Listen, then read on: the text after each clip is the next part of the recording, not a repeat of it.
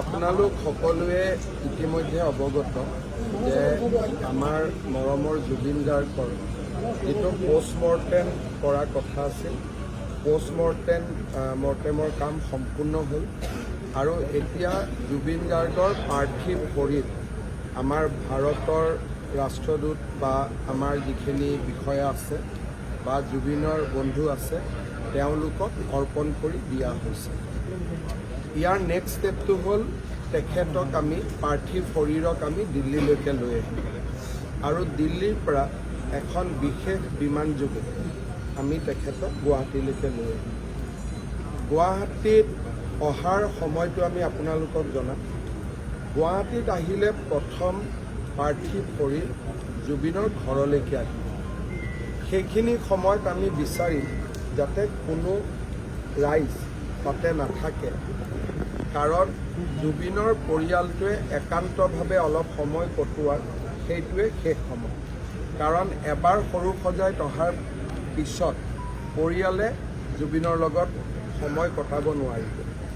গতিকে জুবিনৰ পৰিয়ালে আমাৰ পৰা বিচাৰিছে যে জুবিনৰ পাৰ্থিৱ শৰীৰ জুবিনৰ ঘৰলৈকে আহক আৰু জুবিনৰ 85 বছৰীয়া পিতৃক বা আন পৰিয়ালৰ যিখিনি পৰিয়ালৰ লোক তেওঁলোকে যাতে অলপ নিবিড় মুহূৰ্ত তাতে কটাব পাৰে।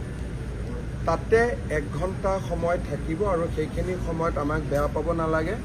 আৰক্ষীয়ে আমি কৈছোঁ যাতে জুবিনৰ পৰিয়ালে জুবিনৰ লগত অন্তৰংগ সময় অলপ কটোৱাৰ পৰিৱেশ এটা যাতে সৃষ্টি কৰি দিয়ে। তাৰপিছত আমি সৰু সজাইলৈকে তেখেতক লৈ আহিম আৰু আমাৰ ইণ্ডোৰ ষ্টেডিয়ামৰ সন্মুখৰ যিখিনি জেগা আছে তাতে আমি জুবিনৰ পাৰ্থিৱ শৰীৰ ৰাখিম। যদি বহুত বেছি বৰষুণ আদি হয় তেতিয়াহ'লে কণ্টিজেঞ্চি হিচাপে এই জেগাটো আমি ৰাখি থৈ দিম, কিন্তু এইটো বিকল্প। তাতে আমাৰ ব্যৱস্থা হ'ব। তাৰ পিছফালে জুবিনৰ পৰিয়ালে থাকিব পৰা অলপমান ব্যৱস্থা কৰি দিয়া হ'ব। একেবাৰে নিকট বা খুব আত্মীয় মানুহখিনিয়ে অলপ চকীত বহিব পৰা ব্যৱস্থা কৰি দিয়া হ'ব। আমাৰ য'ত হেলিপেড আছে, যিসকল ৰাইজে অলপ বেছি দেৰি থাকিব খোজে সেই জেগাটো আমি ডেভেলপ কৰিম। আমাৰ ইয়াৰ যিখিনি মাল্যাৰ্পণ আদি হৈ থাকিব তাতে আমি চায়ো থাকিব পাৰিম আৰু গুৱাহাটীত বাকী যিমান আমাৰ ভিজুৱেল প্লেটফৰ্ম আছে তাতো আমি গোটেই আমাৰ ইয়াত শ্ৰদ্ধাঞ্জলি অনুষ্ঠানটো আমি পোনপটীয়াকৈ দেখুৱাই থাকিম। আমি জানো যে আমাৰ ইয়াৰ টেলিভিশ্যনসকলেও দেখুৱাই থাকিব। তথাপিতো যিসকল ইয়াত কিছু সময় থাকিব খোজে তেওঁলোকৰ কাৰণে আমি থকাৰ ব্যৱস্থা কৰি দিম।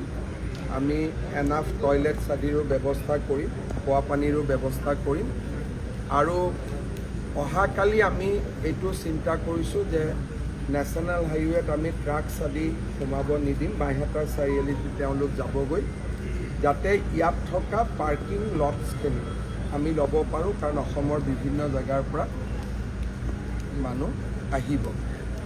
আৰু অহাকালি ৰবিবাৰ আছে, অহাকালি বন্ধ দিয়াৰ কোনো প্ৰাসংগিকতা নাই, কিন্তু যিদিনাখন জুবিনৰ অন্তিম সংস্কাৰ হ'ব সিদিনাখন আমি বিদ্যালয় মহাবিদ্যালয় আদি নিশ্চিতভাৱে আমি বন্ধ দিম। এতিয়ালৈকে এইখিনি ব্যৱস্থা আমি কৰিছোঁ।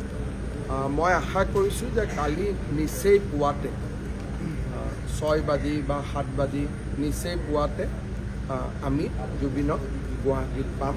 আজিৰ দিনটো আমি আগ্ৰহেৰে অপেক্ষা কৰিব লাগিব।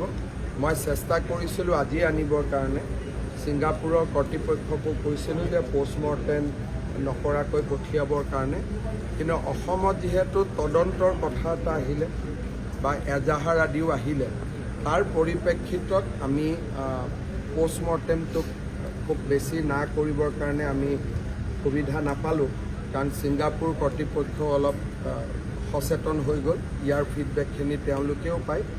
সেইকাৰণে আজি অনাৰ যিটো প্ৰচেষ্টা সেইটোত আমি সফল নহ'লোঁ, কিন্তু আজি নিশাৰ ভিতৰতে তেখেত দিল্লীলৈ আহিব আৰু দিল্লীৰ পৰা আমি বিশেষ বিমানেৰে তেখেতক গুৱাহাটীলৈ লৈ আহিম।